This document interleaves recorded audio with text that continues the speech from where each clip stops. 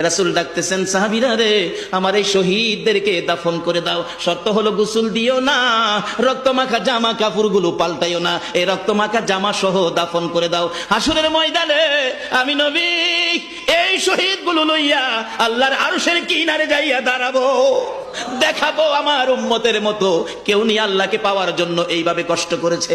এবার দাফনের কাজ শুরু হলে কিতাব লেখে 69 জনের দাফন শেষ। 70-এর মাথায় আসওয়াদ দূরে পড়ে আছে। আমার নবী 2 কদম সামনে গিয়ে দেখে আসওয়াদ নতুন তরবারি হাতে চিত হয়ে পড়ে আছে, শহীদ হয়ে গেছে। আমার নবী ডাকে, রে আসওয়াদ, মদিনার হুর বিয়ে করতে পাঠাইছিলাম, মদিনার হুর বিয়ে করলি না, যুদ্ধের ময়দানে জীবন দিয়ে বিদায় হলে।